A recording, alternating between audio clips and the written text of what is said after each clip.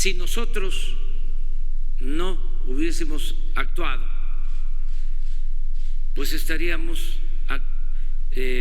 sirviendo de cómplices o encubridores. Y Santiago tiene la instrucción, como todos los servidores públicos encargados del combate a la corrupción, de presentar todos aquellos elementos que puedan resultar, que puedan significar delictuosos, no quedarnos con nada, entregar todo a la autoridad competente. Esto no es persecución, es no ser tapadera de nadie, porque tenemos que limpiar de corrupción el gobierno y la Fiscalía va a hacer su trabajo. Santiago está cumpliendo con su responsabilidad muy bien, con mucha eficacia, y es, como aquí se mencionó, inédito que estos asuntos se ocultaban. ¿Cuánto tiempo pasó el caso de Odebrecht sin que se actuara? Y así muchos otros.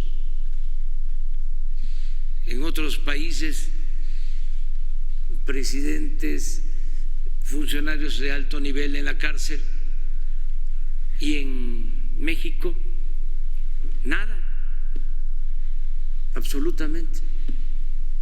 Imperaba, reinaba la corrupción y la impunidad.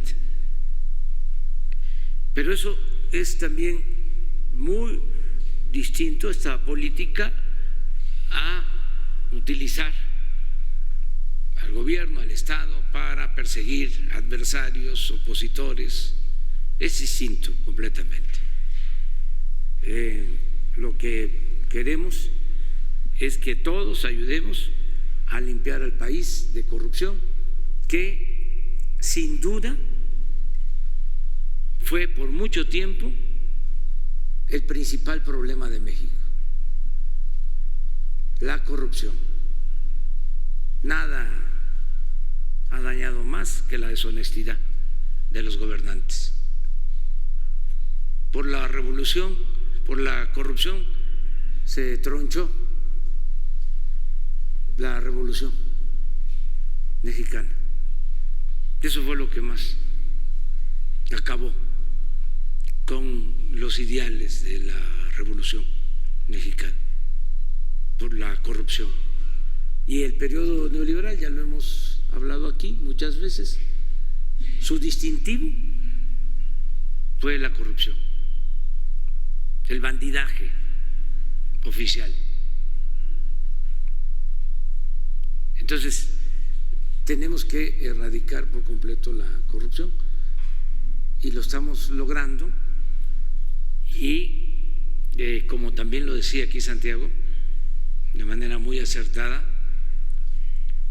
lo principal es que haya voluntad política. Eso es lo principal.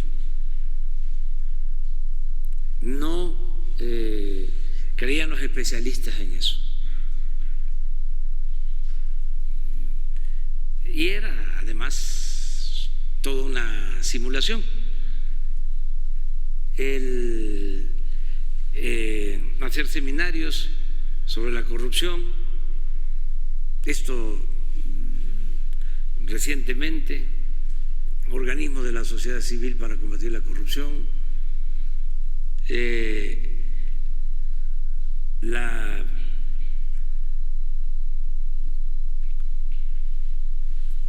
subprocuraduría o fiscalía anticorrupción, tiempo que no era delito grave la corrupción. Es que es de veras increíble que en 25 años no se haya considerado delito grave la corrupción. ¿Y ustedes creen que fue de casualidad? Pues no, ajustaron el marco legal para no tener ningún problema. Yo recuerdo que las primeras reformas que se propusieron para el sector energético, se establecía que los altos funcionarios públicos iban a contar con recursos para pagar fianzas en caso de que cometieran delitos, en caso de que cayeran en actos de corrupción. Se contemplaba en la ley que con dinero público se les podía pagar las fianzas. Esas eran las reformas a la Constitución, a las leyes en el periodo neoliberal. Entonces, sí es importante la voluntad política y lo que se ha hecho hay que reconocerle al Poder Legislativo la reforma para que la corrupción sea delito grave, reconocerle al Poder Judicial el esfuerzo que está haciendo para no permitir la corrupción de jueces, de magistrados, de ministros. ¿Cuándo se había visto que un ministro fuese separado por acusaciones de presuntos malos manejos financieros, económicos o por posibles hechos de corrupción? Entonces, sí, se está avanzando en esta materia, es importantísimo. Les puedo comentar, ayer teníamos un ahorro en cuanto a disminución de la deuda pública de 230,000 millones de pesos. 230,000 millones de pesos. O sea que con eso podemos tener asegurado el financiamiento para el año próximo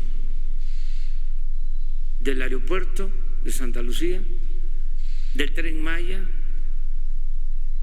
del proyecto del Istmo, de la creación de las sucursales que necesitamos, del Banco de Bienestar, para que la gente pueda cobrar sus apoyos, recibir sus beneficios sin tener que trasladarse 3 horas a una sucursal bancaria.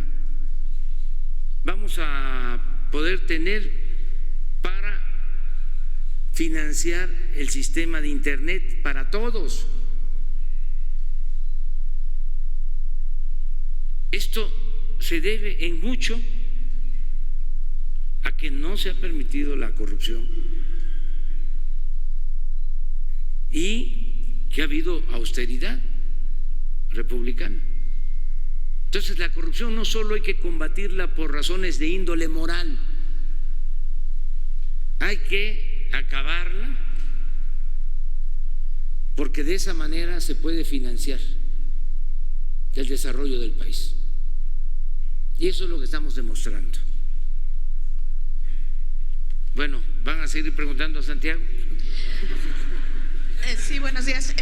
Yo le quiero preguntar nada más en el caso de García Luna, si ya se hizo la investigación de cuánto tiene en sus cuentas. Decían que habían pedido información a diversas entidades financieras, si ya se sabe de cuánto es el monto total de sus cuentas y cuánto estaría congelado, si hay alguna vinculación con el exministro Eduardo Medina Mora y si las cuentas de Medina Mora siguen congeladas o ya están descongeladas.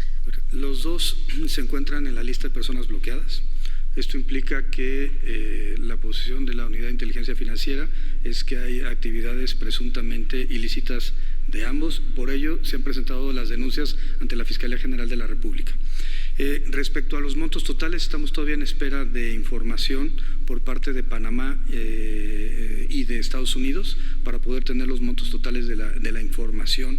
Y sí se ha solicitado a Estados Unidos que nos apoyen para poder tener esos datos que puedan servir tanto en la investigación en México como en la propia investigación en Estados Unidos. ¿Hay vinculación en el caso de García Luna con Medina Mora? En los casos que han denunciado no, aunque hay todavía una línea de investigación relacionada con el inicio del sexenio 2006 a 2012, en donde tenían un vínculo más cercano. Recordemos que los dos formaban parte de entonces Gabinete de Seguridad. Y preguntarle también si ya se hizo la investigación de las cuentas de Joaquín El Chapo Guzmán. Decían que iban a detectar a ver cuánto había en efecto cuentas relacionadas con él para que el gobierno mexicano las pudiera reclamar.